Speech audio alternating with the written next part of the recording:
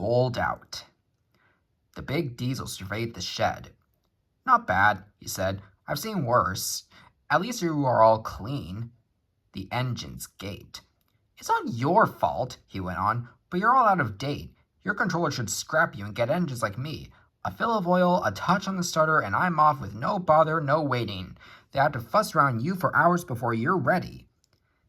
At last the engines found their voices. An inspector had to come and stop the noise. They held an indignation meeting early next morning around the turntable. "Disgraceful," rumbled Gordon. "Disgusting," said James. "Despicable," spluttered Henry. "To say such things to us," burst out Donald and Douglas, "is to teach him a lesson we be wanting." But no one had any good ideas, and at last they all went off to work, except for Duck and Stepney. "Never mind," said Duck. "We'll be sure to think of something." "We'll have to be quick then," warned Stepney. But their chance came sooner than expected. Diesel purred comfortably.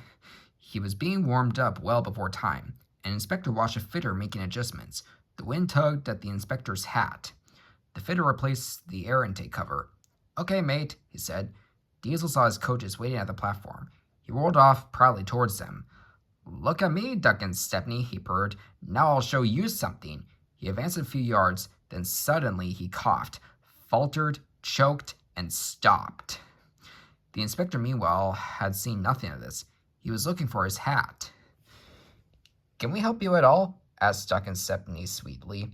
Diesel seethed with baffled fury as he pushed him back to the shed. "My hat!" exclaimed the inspector as the cavalcade went by. "Bother your hat," said the Fat Controller crossly. "The train's due out in 10 minutes, and you'll have to take it, Duck." Duck looked doubtful, but when Stepney asked, "Can I help him, sir?" he felt better. The Fat Controller was pleased too, and hurried away almost cheerfully to make the arrangements. The engines and their crews made careful plans. "A good start's everything on a job like this," warned Stepney, so as they backed down, they dropped sand on the rails, rolling it firm with their wheels. Both controllers were there to see them off. "Gordon will take over from halfway," said the Fat Controller, "so get the train there. Never mind about being late. Good luck."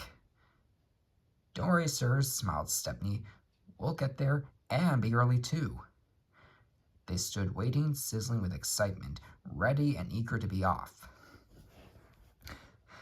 At last the guard's flag waved. The engines dug their wheels into the sand and gave a mighty heave. Come on," puffed Duck, while Stepney barked excitedly in front. Moving carefully over the points, they reached the open line. "Now for a sprint," whuffed Stepney. "I'm ready when you are," puffed Duck. Faster and faster they went, till their wheels were turning at such speed that the side rods were merely blurs. Under clear signals, they whizzed through Edward Station and charged at Gordon's Hill beyond. They felt the drag of their 15 coaches here. It was hard work, but once over the top, the last 10 miles were plain running, and they swept into the big station in fine style. "Hello," said Gordon. "You're early. That's one in the headlamp for old Diesel. Have you heard the latest?" he chuckled. Diesel had sucked the inspector's hat into his air pipe. That's why he broke down. James says he's sick as boiler sludge and sulking in the shed. "Out of date, are we?" "Huh, huh, huh." And still laughing, Gordon puffed away. Everyone was sad next day when Stepney had to go. All the engines who could came to see him off. The Fat Controller made a speech, and so did Stepney's controller. Donald and Douglas made everyone sing "Auld Lang Syne," and then Stepney and his controller puffed off to a chorus of cheers and whistles. "Goodbye, Stepney. Come again. Goodbye, goodbye." But what about Diesel? He'd slipped away the night before. He said goodbye to no one, but left two things behind: the nasty smell of bad manners and a battered bowler hat.